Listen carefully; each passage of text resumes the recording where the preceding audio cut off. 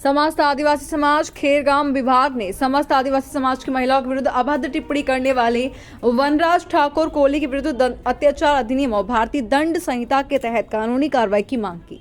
पिछले कुछ दिनों से वनराज ठाकुर नामक व्यक्ति द्वारा इंस्टाग्राम और थ्रेड पर मिस्टर वनराज ठाकुर 305 नामक अकाउंट से समस्त आदिवासी समाज की महिलाओं के खिलाफ अत्यंत अश्लील भाषा का प्रयोग करते हुए वीडियो सोशल मीडिया पर वायरल किया गया। इससे आम लोगों और आदिवासी समाज के लोगों में भारी आक्रोश व्याप्त हो गया है।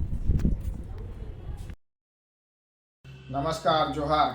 અત્યારે થોડા દિવસ પહેલા વનરાજ ઠાકોર નામના એક કચ્છના રાપરના રહેવાસીએ જે આદિવાસી સમાજની તમામ મા બેન દીકરીઓ વિશે જે ખૂબ જ અભદ્ર અને અશ્લીલ ટિપ્પણીઓ કરેલી છે તે એકદમ અસહ્ય અને નિંદનીય છે।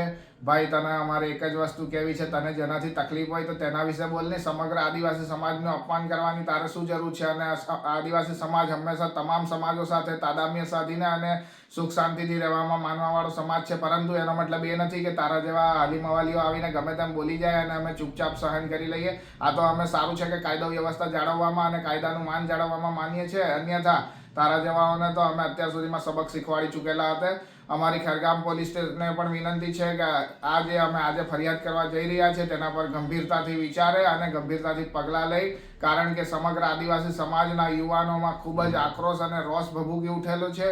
એના લીધે કાયદો વ્યવસ્થા પણ ખોરવાઈ શકે છે જો આ બાબતે સમયસર પગલાં નહીં લેવામાં આવે, અને એના લીધે જો કંઈ પણ કાયદો વ્યવસ્થા ખોરવાશે તો તેની સંપૂર્ણ જવાબદારી પોલીસ વિભાગની રહેશે।